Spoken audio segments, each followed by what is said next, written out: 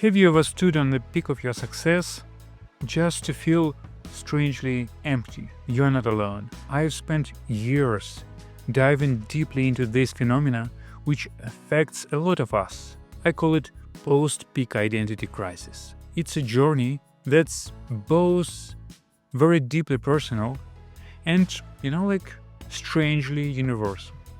One day I saw these numbers, which whispered me the story I wasn't really able to ignore. When I first stumbled upon Harvard Business Review article which stated that 70% of top managers grapple identity crisis after leaving leadership roles, it hit home. These were not just statistics. They were stories of real people, perhaps like you and me, trying to find their footing in the aftermath of success.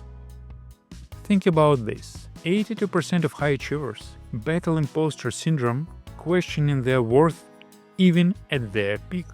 And here's what really touched me.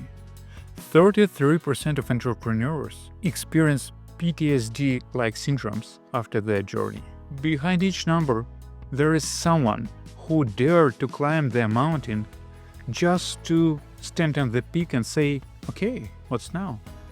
So I stumbled on 3 paradoxes which changed my understanding of success. The first one is the peak experience trap. I call it the summit syndrome. Imagine standing on the peak of Everest, the highest mountain, and looking at other mountains.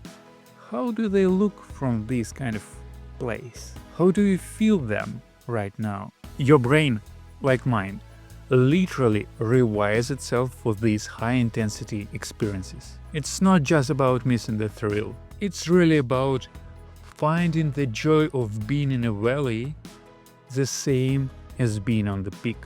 The second one is intensity paradox. Picture a concert pianist who cannot find a joy in just playing simple melodies anymore.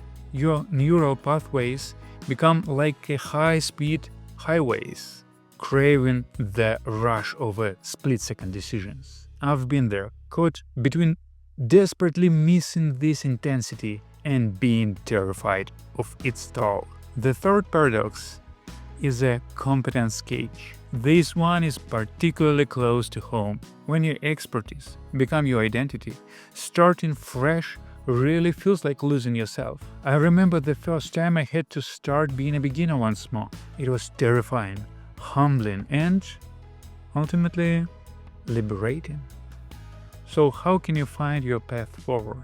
Through my own experiences and through hundreds and thousands talks I have to these high achievers, I found few very interesting ideas. The first one, embrace being uncomfortable. That's where your growth lives. The second, chase mastery, not achievement. The third one, find your tribe outside your expertise. The fourth, seek meaning even in a small moments. The fifth, the hard one, give yourself a permission to start over.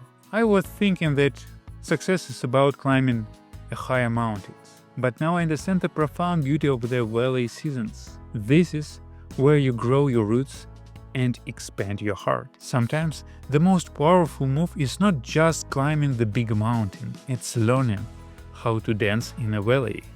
And here is a beautiful paradox. When you stop trying to prove your worth through achievement, you start achieving something way more meaningful, genuine connection with both yourself and others. Your story isn't finished when you reach the summit.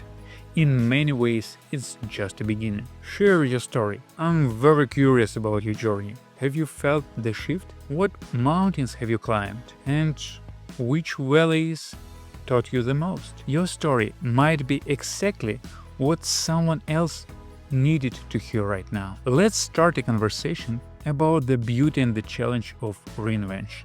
After all, we are just writing our new chapters together.